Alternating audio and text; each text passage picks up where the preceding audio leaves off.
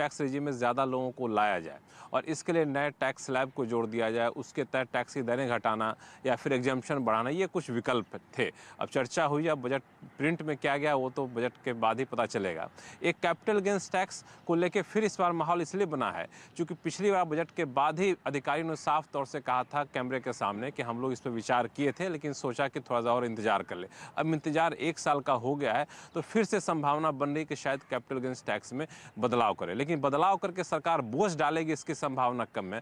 बदलाव करके पूरे स्ट्रक्चर को सरल करेगी, होल्डिंग पीरियड में बदलाव कर सकती है, इसकी संभावना ज्यादा दिख रही है। चलिए देखते हैं फिर क्या टैक्स की टिंकरिंग होती है और सबसे इंपॉर्टेंट क्या वाकई वो कैपिटल गेन्स को टच अपॉन किया जाता है तो क्या बदलाव होते हैं। बहुत कीनली बाजार उसको वॉच आउट करेगा।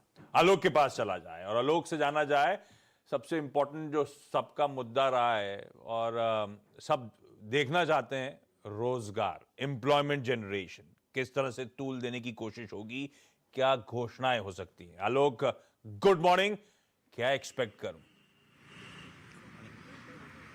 बिल्कुल, देखिए सरकार का फोकस रोजगार पर बहुत जबरदस्त है क्योंकि विपक्ष लगातार मोदी सरकार को रोजगार के मौके पर लगातार घेरता रहा है। तो सरकार ने जिस तरह से मोदी सरकार ने और प्रधानमंत्री मोदी ने खुद 10 लाख नई नौकरियां देने का वायदा किया था और उसके हिसाब से दी भी जा रही है, बीच बीच में सर्टिफिकेट बंट रहे हैं लोगों के, उसी को आगे बढ़ाने की मुहिम में अब जो कोशिश होगी कि खास तौर से जो बुनियादी ढांचागत क्षेत्र है वहां पर ज्यादा से ज्यादा निवेश किया जाए ताकि वो रोजगार के रूप में परिवर्तित हो। खास तौर से अगर बात करें तो जो इंफ्रास्ट्रक्चर है और कैपेक्स है वहां पर काफी जोर रहेगा।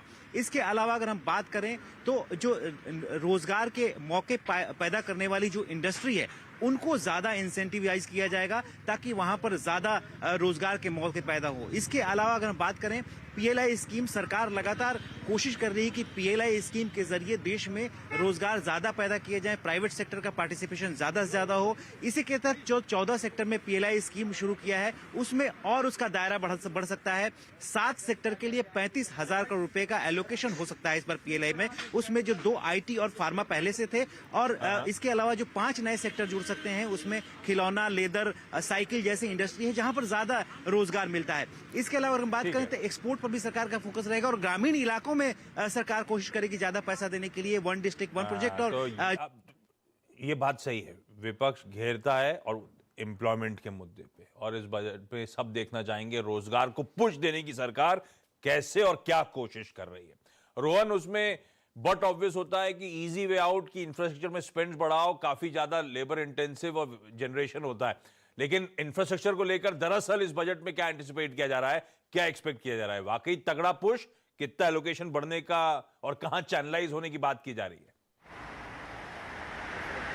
जी, इंफ्रास्ट्रक्चर पे जो सरकारी खर्च होता है वो उसका जो मोमेंटम है पिछले कुछ बजटों में आपने देखा होगा कि वो लगातार बढ़ा ही है। वो मोमेंटम आपको इस बार भी कंटिन्यू होता दिखेगा क्योंकि इसकी एक झलक आपको कल इकोनॉमिक सर्वे में दिख गई थी। बहुत साफ इंडिकेशन था कि अगर हमें हाई ग्रोथ रेट मेंटेन रखना है तो हमें इंफ्रास्ट्रक्चर पर जो स्पेंडिंग है उसको बढ़ानी होगी और यही पिछले कुछ बजट का एक थीम रहा था। इंफ्रास्ट्रक्चर में जो स्पेंडिंग है वो लगातार बढ़ती रही थी, वही आपको इस बार भी दिखेगी, चाहे वो हाईवेज हो या फिर वो पोर्ट्स हो या फिर वो रेलवेज हो।